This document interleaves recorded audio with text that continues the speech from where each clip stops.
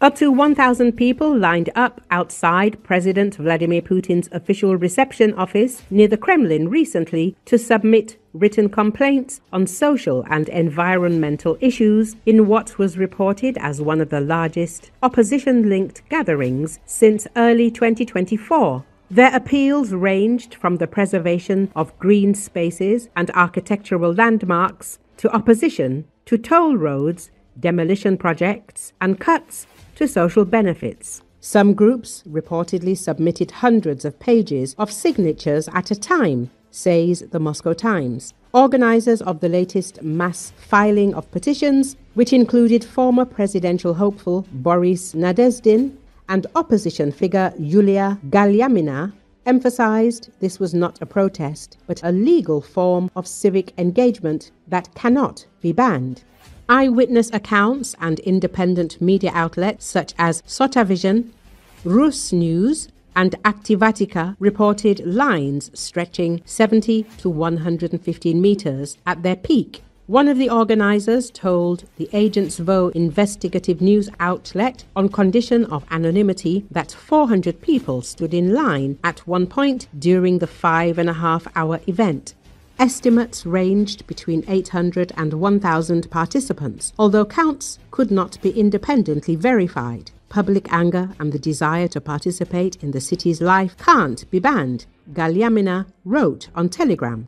Participants noted that the Kremlin reception office processed submissions faster than usual, apparently to prevent long lines from forming. Organizers said Saturday's turnout was significantly higher than smaller petition campaigns this year, including against animal euthanasia legislation and zoning changes.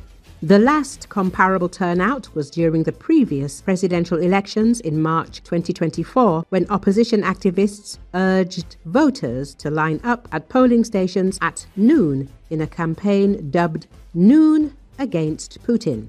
Public demonstrations against Putin and Russia's war in Ukraine have become increasingly rare amid sweeping laws that effectively ban criticism of the military. Scores of people have been fined, imprisoned, or forced into exile for their anti-war views since the start of the full-scale invasion. Russian economist Igor Lipsitz says that Putin's social contract, established back in the 2000s, was pretty straightforward. I'll give you a decent standard of living, just stay out of politics. But history shows that economic collapse often triggers major upheaval. Look at the final years of the Soviet Union. Strikes, food shortages, empty shelves. It wasn't sustainable. If Putin falls, it won't be because the people rise up. It'll be because the elite decides they're done with him. And if that day comes, suddenly everyone will pretend they never supported him. The same people shouting, "Glory to Putin," today will be the first to say, "We always knew he was a disaster." Just like after the Soviet collapse. Overnight, everyone became a Democrat. If there's unrest, it'll be small and local, isolated protests in specific cities or regions. A nationwide anti-Putin movement? No chance, he added.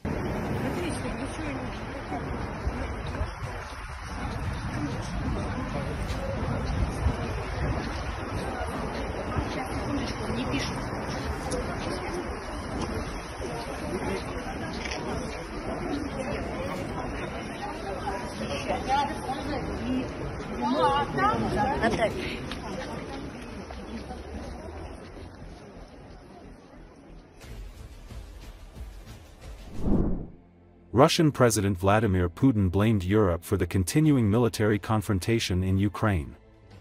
According to Associated Press speaking at the Valdai Discussion Club in Sochi on Thursday, Putin said that Europe is constantly escalating the conflict.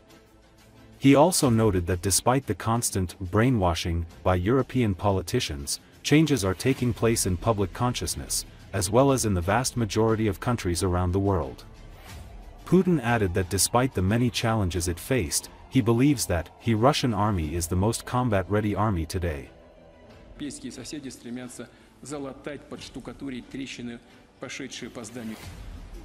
Пока к сожалению, прекратить боевые действия не удалось. Но ответственность за это лежит не на большинстве, за то, что не удалось прекратить, а на меньшинстве, прежде всего на Европе, которая постоянно эскалирует и конфликт.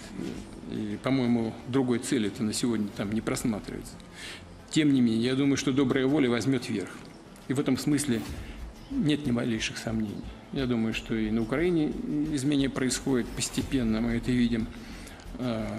Как бы там мозги людям не промывали, все-таки изменения происходят в общественном сознании, да и в подавляющем большинстве стран мира, не имеющие смысла. Мы видим, например, с каким усердием наши европейцы. Мы видим, что сегодняшняя администрация США руководствуется прежде всего интересами своей собственной страны, так как она их понимает. Полагаю, что это рациональный подход. Но тогда, извините, и Россия оставляет за собой право руководствоваться нашими национальными интересами. Одним из которых, кстати, является и восстановление полноформатных отношений с США. И какими бы ни были противоречия, если относиться друг к другу с уважением, то торг, пусть даже самый жесткий, упорный, все же будет иметь целью сойтись, а это значит, что в конце концов взаимоприемлемые варианты решения возможны. Во-первых, нагнали ли мы, с вашей точки зрения, то, что должны были? Во-вторых, с нами-то воюет очень много стран. Ну, все страны НАТО с нами воюют. Это же они сами это уже не скрывают. И причем, к сожалению, есть и инструкторы, так, и они принимают участие просто реально в боевых действиях, на самом деле, из западных стран. Поэтому, да, центр же создан специально в Европе, который, по сути, сопровождает все, что делает ВСУ. Информации подпитывает, разведданные из космоса передает, оружие поставляет, учит. И, повторяю, инструкторы принимают участие не только в подготовке, но и на выработке решения, а то и в их реализации. Выработку подходов к теме безопасности намного более запутанный, непростой. Конечно, такой вызов для нас серьезный. Но российская армия, российское государство и российская оборонная промышленность быстро адаптировались к этому вызову. Я без всякого преувеличения, и это не гипербола, не преувеличение, знаете, это не хвастовство. Я думаю, что на сегодняшний день российская армия является самой боеспособной армией. Не менее